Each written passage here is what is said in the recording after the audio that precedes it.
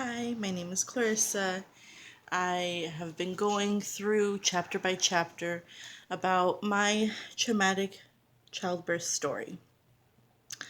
Now, I split it up in chapters because I knew it was something that I'm going through that I need to split up in order for me to have some sanity and not get too overwhelmed by it. So this is chapter 3.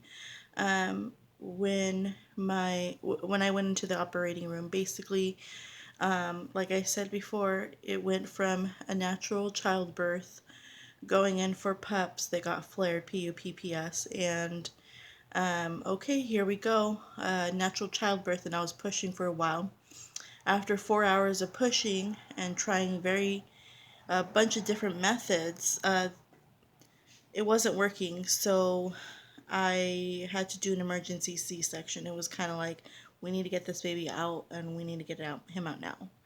So I go through the C-section. I found out much later that his head was so big because it went past the due date, and if I was just at about due date or maybe a day or so before, whatever, it would have been fine to do it naturally, but I couldn't. So I went under and I was awake, so I felt them do the incision. It felt warm, but I was numb down there, so I didn't feel too.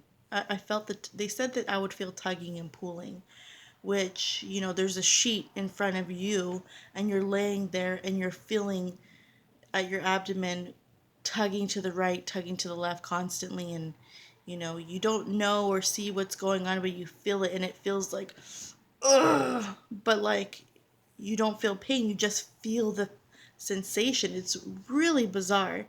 And to me, that's kind of where like the horror movie sense of it all started.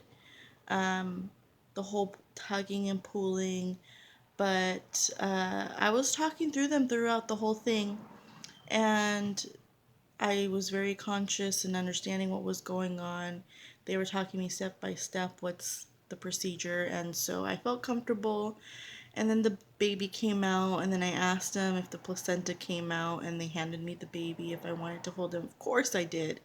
So I held my baby Jackson, and he was a beautiful, healthy boy, and I was just in new mom bliss, like holding him, just looking at him. It felt like those little heart bubbles, just the oxytocin was like pumping through my veins. It was beautiful, beautiful, beautiful.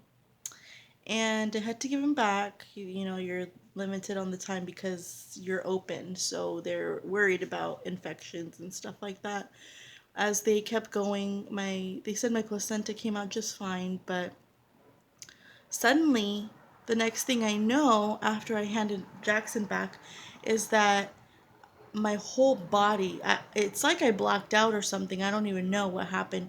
My whole body suddenly the next moment was just shaking. Every part of me just shaking, convulsing, like non-stop. It was freaky. It was really freaky. And you hear the beeping in the room. Beep, beep, beep, beep, while I'm uncontrollably shaking. And so I ended up being told that I have lost a lot of blood, that the placenta came out just fine, but then I was bleeding out and I just could not stop bleeding. So I needed a blood transfusion, and I needed 2 bags. So while they were telling me all that, they did the first one, and I was in such pain. I don't normally use a lot of medication at home. I rarely take anything unless it's absolutely necessary. I don't normally take cold medicine because it's a virus. It doesn't get cured by medicine. It just needs time to pass, and you need time to rest. So I was never really somebody who overly medicated much. I mean, I used ibuprofen when I needed it, but that's it. So I had a lot of medication pumped in me at this point, and I was bleeding out, and I needed a blood transfusion. They were getting that going, and um, I was forcing myself because I wanted so badly to see Jackson. I was forcing myself to calm the fuck down. Like, I was forcing one limb at a time to stop shaking. And because of that, they felt like it might be okay to just be okay with the one blood transfusion, and that is all. So then I go from there to the recovery room. My heart is still beating so fast that I am not allowed to be in my own private room with my son and my family and all that. I was only allowed to have one person with me. My mother was there, so she told my husband that he can go home and rest, shower up, and all that. And so he did. And she stood by my side, feeding me ice chips and trying to calm me down and trying trying to put a brave face on for me, because I found out after, like, she was so heartbroken of how horrible things had gone. So I finally got a moment to have like an hour with Jackson in the room, and that was beautiful. I was so happy all over again, seeing him in my arms and doing skin to skin, and I so wanted that I again forced myself to have a normal heart rate. Like I knew at that point, I had been in there for so long, I knew how bad my heart was. And so I forced myself to slow down my heart rate so I can see my son. I so badly wanted to see him. And they had talked about the blood transfusion, the second bag again, and they thought that it might be okay to just leave it alone.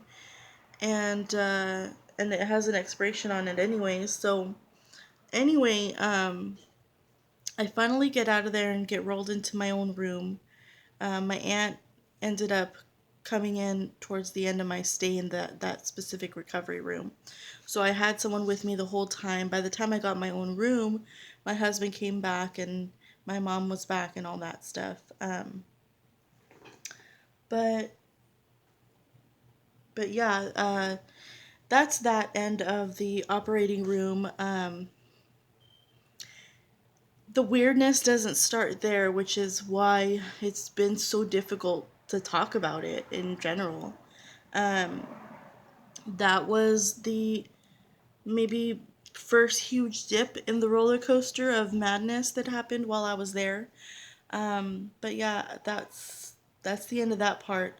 Next, I'll be talking about my road to recovery while in the hospital. But I appreciate I appreciate you listening, and for YouTube being an outlet for me to express something that I know I'm hurting and emotionally with, and it may help somebody else feel like they're actually not the only one dealing with this as well. So, thanks for listening, and I will be back soon.